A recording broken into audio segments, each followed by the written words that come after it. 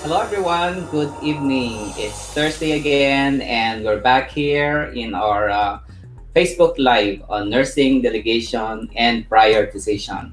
So I hope all of you are ready for another session for tonight. I have prepared very nice questions for you. And of course, it's going to focus again on questions on prioritization.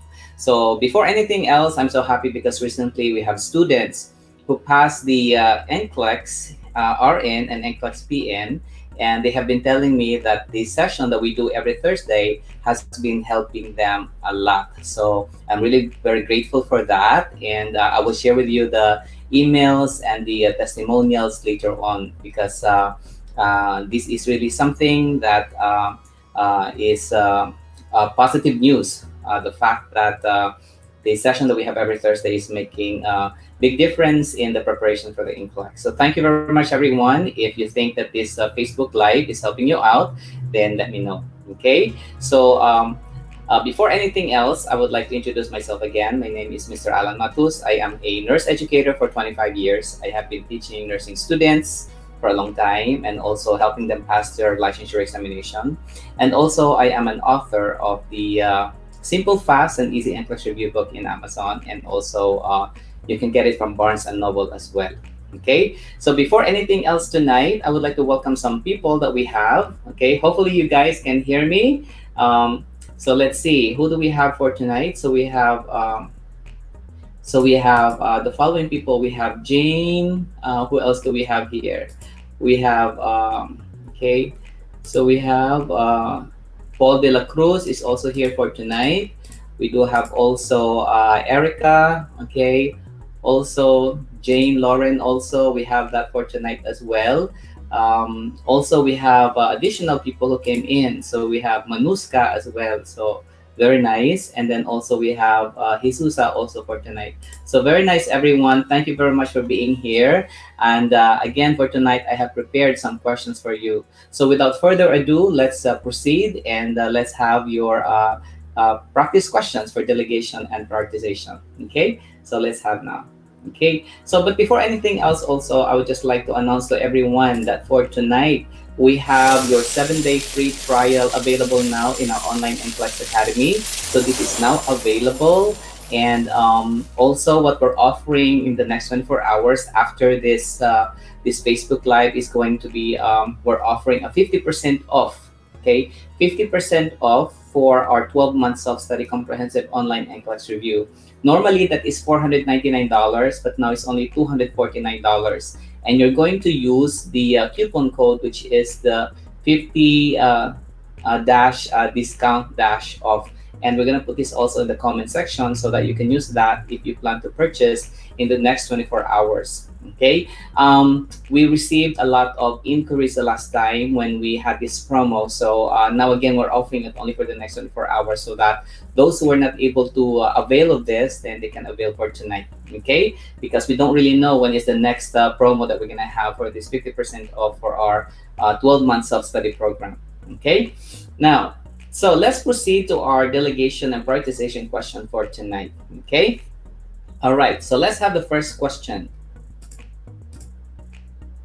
So our first question is going to be about prioritization, and you know the focus for tonight is going to be on maternity nursing. Okay, maternity nursing. So we have 4 patients as usual, and then you have to identify which patient will be the priority in the situation.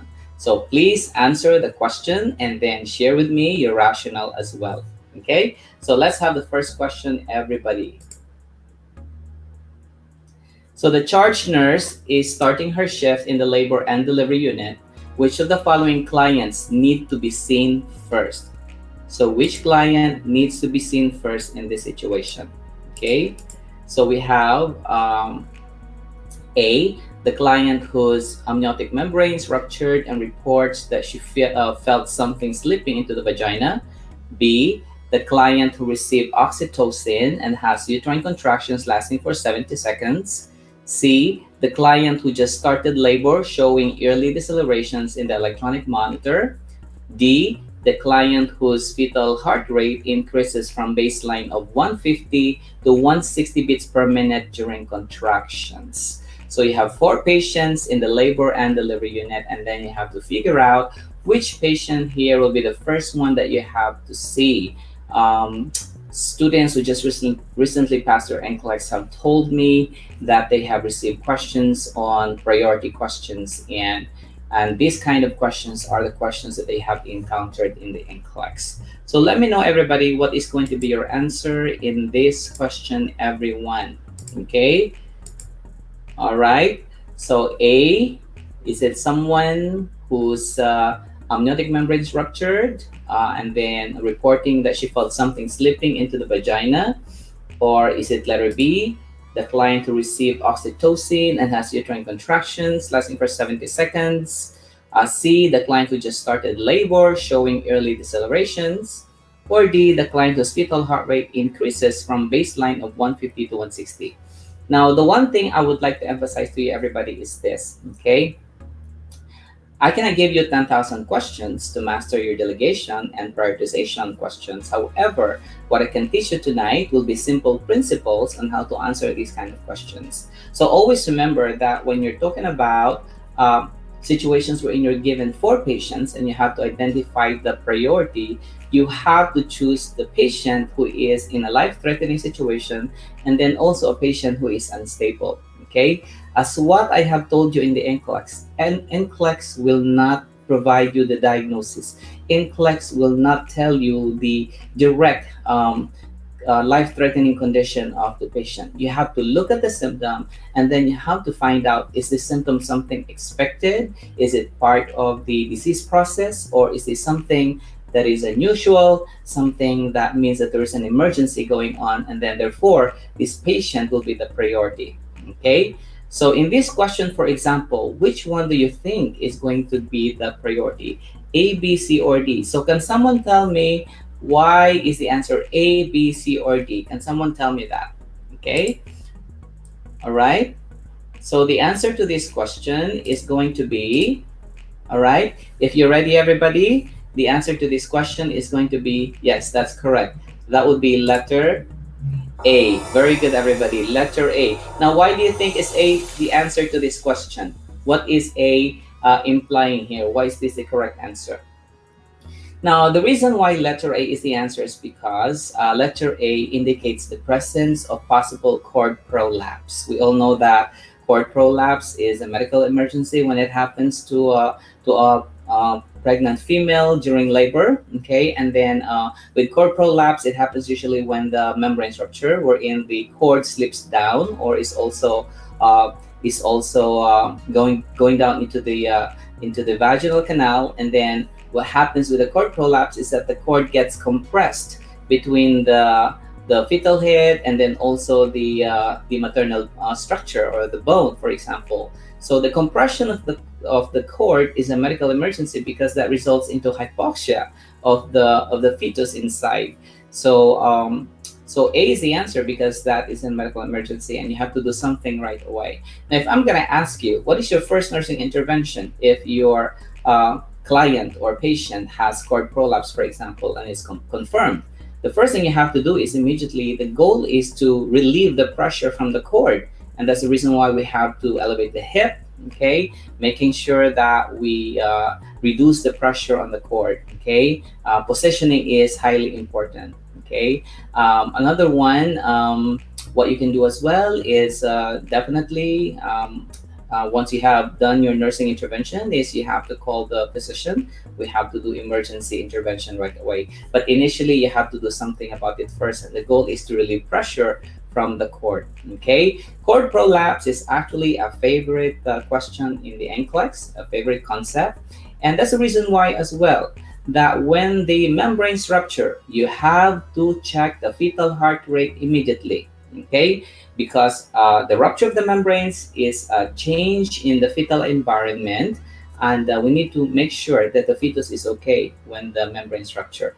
Okay, so we have to check the fetal heart rate immediately. Letter B is not the answer, and the reason for that is because when you're receiving oxytocin, the only time that we have to be worried is when the uterine contractions last for more than 90 seconds, when the duration is more than 90 seconds. And I have that in my book, you know. So That means that there is uterine tetany, and that is not good because it causes hypoxia of the fetus as well. Okay, letter C, early deceleration, that is considered to be a reassuring fetal heart tracing. Okay, so we learned that in our maternity nursing, in our lectures, that the ones that are considered to be totally abnormal will be your variable decelerations and then also your late decelerations. Okay. Now, we also have letter D, the client whose fetal heart rate increases from a baseline of 150 to 160. That is actually expected. You know, accelerations is one of those expected or reassuring fetal heart rate tracing during labor. So again, you have to go back to your basic concept. We're in what are the abnormal fetal heart rate tracings. Okay, so the answer to this question, very good, everybody. Most of you got it right. So that would be letter A. Okay, very good. Okay, so let's go to our next question, everyone. Okay, so this next question that we have is going to be something that you are, what's going on here? Okay, so this is your select all that apply question. Okay, for some reason, I cannot share your comments for tonight. I have like some technical glitches going on here. So, but I can see all of your comments, everybody. Okay.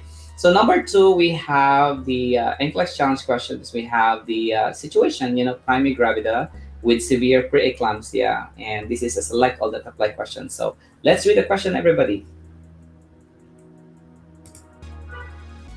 All right. So a primary gravida with severe preeclampsia receives magnesium sulfite. So which of the following findings indicate toxicity to this medication? Select all that apply. A respiratory rate of 10 breaths per minute. B, a blood pressure of 150 over 90 millimeters of mercury. C, reduced urine output. D, the absence of knee-jerk reflex. E, heart rate of 100 beats per minute. Or F, that would be magnesium sulfate level of 10. So what is the answer to this question? This is a select all that apply question. Okay, select all that apply question. So what are the signs of magnesium sulfate toxicity, everybody? Okay, this is a very important concept. Usually it's being asked in the NCLEX. Okay, it's really very important to know. So there are actually different signs of magnesium sulfate toxicity. So you need to remember what they are. Magnesium sulfate, just to let you know, is a medication that we give to patients who have preeclampsia, and is also being given to prevent seizures or convulsions, preventing eclampsia, which is characterized by convulsions. Okay, so all right. So what is the answer, everybody, to this question? Did you have your answer? This is a select all that apply question, everyone. So put your answer, everybody. Okay. All right. Okay. Let's see if you got the question right. Okay. So, all right. So the answer to this question is going to be, all right.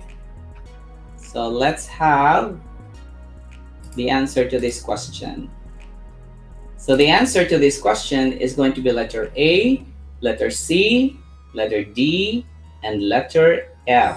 So who got the question right? Okay, who got the answers right, everyone? Okay, yeah, somebody commented that the antidote for magnesium sulfate is calcium gluconate, and that's exactly correct. Calcium gluconate. So remember that your magnesium sulfate is a central nervous system depressant. So the signs of toxicity will be respiratory depression, and then also oliguria or reduced urine output, and also the absence of deep tendon reflexes or your knee-jerk reflex, for example, or the patellar reflex, and then also a magnesium level, sulfate level of more than 10. Okay, more than 10 is considered to be a sign of toxicity, which is correct because your magnesium sulfate level, I think, is somewhere between 4 point something to 7 or 8. It depends on the different laboratory results, but definitely 10 is very, very high. So by that time, that's really already a sign of toxicity. Okay, so you need to know your magnesium sulfate level in the NCLEX. Okay, and in the NCLEX, that's what I told you before. when it comes to laboratory values in the NCLEX, it's really very obvious that it's abnormal. So don't worry about that. I read in this book, this is a lab value. In this book, this is a lab value. In the NCLEX, your lab value, if it is really abnormal, it will be obviously abnormal, because NCLEX knows that there's variations in the different laboratory values. So take note of that tonight. Okay, so those are the answers, everybody, and I hope that you got the right answers, everyone. And again, you're asking me, is there going to be a contest next week? Okay, we'll find out. So it's in the works, so get excited. So something big is coming next week in our next Facebook Live, everyone. So hopefully it's going to happen. All right, so let's go to the next question, everyone. Now, you can never get away from delegation questions in the NCLEX. It will always be there, okay? It will always be there, your delegation questions, everyone, okay? So for delegation questions, I have prepared 2 questions for tonight, and hopefully, again, you will learn from these delegation questions, okay?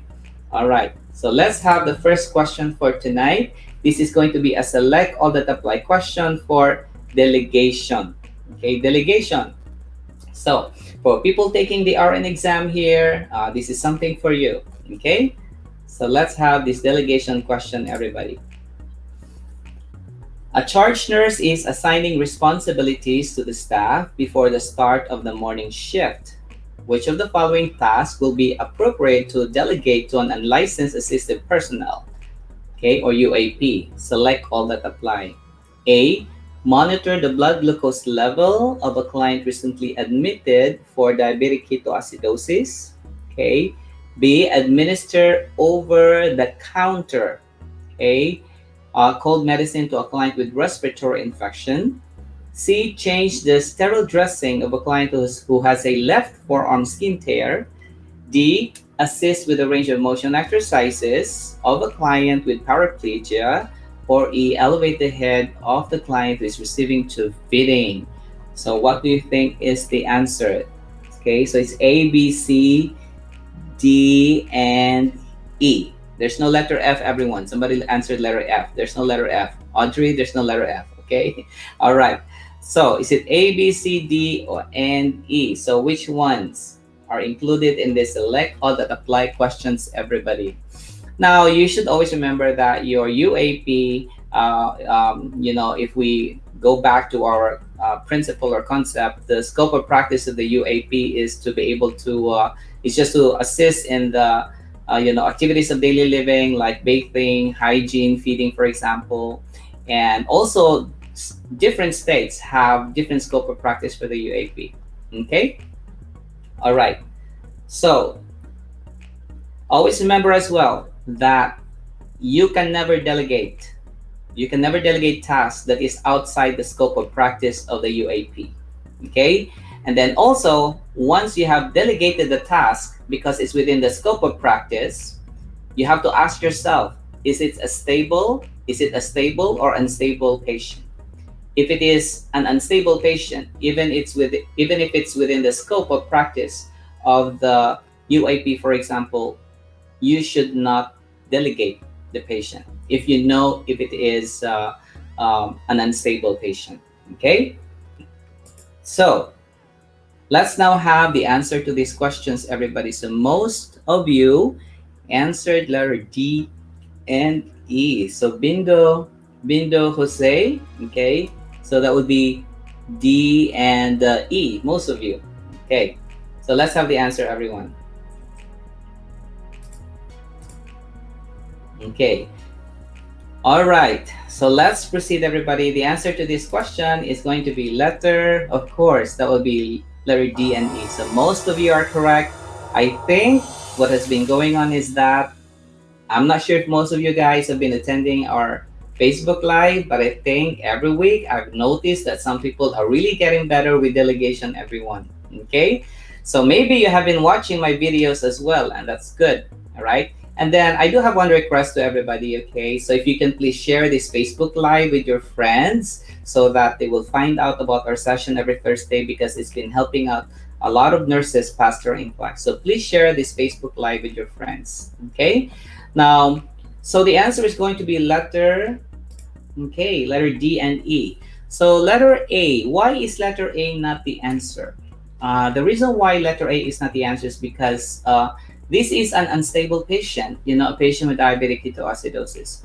We know that in other states and other facilities, they do allow UAP to check the blood glucose level, okay? But what makes A wrong is, number one, the word monitor, okay? So monitor, to obtain blood glucose level is okay, but the main reason why A is really wrong is because of the diabetic ketoacidosis. The key word there is recently admitted.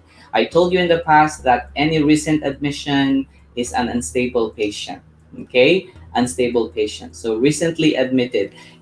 Even if we remove the word recently admitted, but the fact that this is diabetic ketoacidosis, you want to make sure that it's a licensed nurse who will be monitoring the blood glucose of that patient. So very important, everyone. Okay. Letter B, administer over-the-counter cold medicine. Even though it is an over-the-counter cold medicine, but still is a medication that needs prescription from the physician when it's in the facility. What I mean is that it has to be in the MAR. Okay, it has to be administered by a licensed nurse. Okay, so I know that it's over-the-counter, of course, but then still, if even though without prescription, but it's still part of the medication record of your patient, it has to be administered by the licensed nurse because there's an order for that. Letter C, change the sterile dressing of a client who has left forearm skin tear. We all know that when it comes to sterile procedures, especially the complex ones, we never delegate that to the UAP because critical thinking and nursing judgment should be for a licensed nurse, especially the registered nurse. Okay. Letter D, assist with the range of motion. Definitely D is the answer because range of motion could be done to a patient who has paraplegia. But again, you have to be careful with letter D. What if letter D is a recently admitted, let's say, patient with a life-threatening condition? Then definitely letter D could not be given to the UAP. So letter D is stable because that's only a paraplegic patient. It doesn't indicate anything about unstable patient there. Okay. Letter E, elevating the head of the client. Definitely that's correct because the UAP can elevate the head of a client who is receiving tube feeding. Okay, so again, anything that is simple, anything that is routinary, anything that doesn't require critical thinking or judgment, or it's non-complex, and also if the patient is stable, then you can delegate that. Stable, routine, non-complex tasks should be given to the UAP. All right.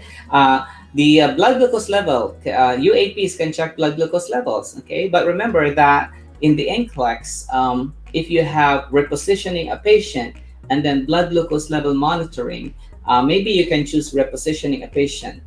That all UAPs can do turning and repositioning. So that would be the best option. But if you don't really have any option anymore and you have to choose one, then maybe you can answer checking the blood sugar of the patient, because in other states, definitely, they do allow UAPs to check the blood sugar of patients. All right? So every question is different. You always have to look at the choices. All right? So very good, everybody.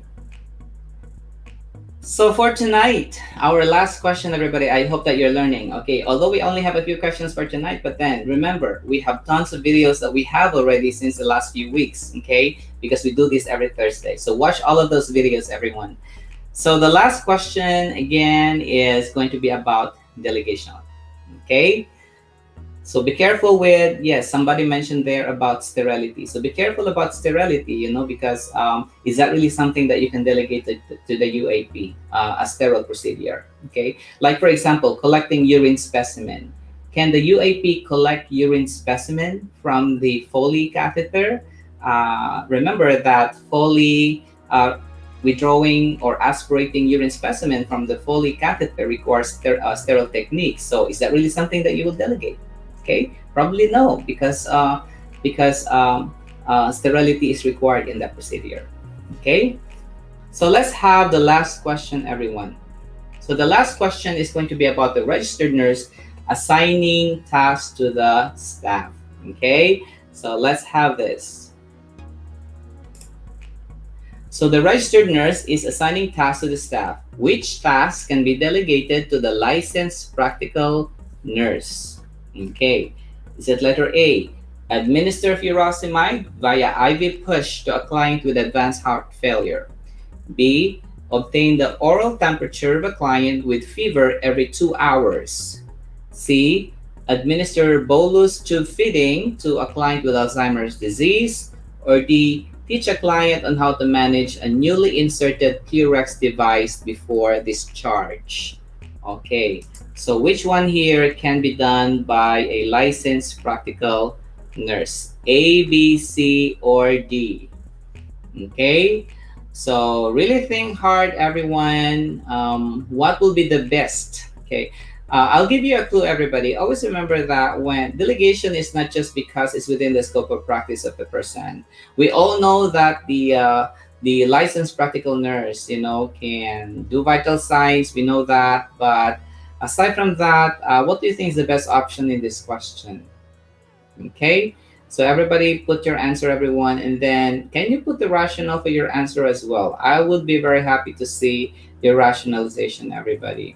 Okay, always use the process of elimination in the question. Always use the process of elimination. Okay, so let's now have the answer. Okay, so in this question, everybody, the best answer will be letter. That would be letter C, everyone. That's the answer. Okay, so using the process of elimination, letter A is definitely not the answer because that is an unstable patient, and then your LPNs cannot give medications, IV medications, especially via IV push. No, you can never do that. Now, letter D. Let's go to letter D first. Letter D, teaching the client on how to manage a newly inserted Clearax. Clearax is a complex device. Usually being used or inserted to patients having pleural effusion or ascites, for example.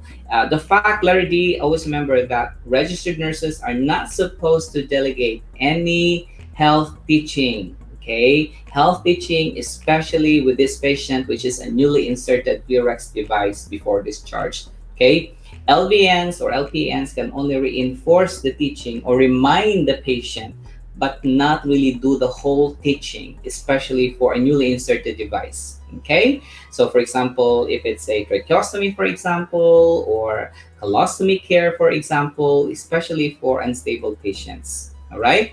Okay, so let's have the answer between is B and C. Some of you answered letter B, but why do you think that letter C is the answer? Okay.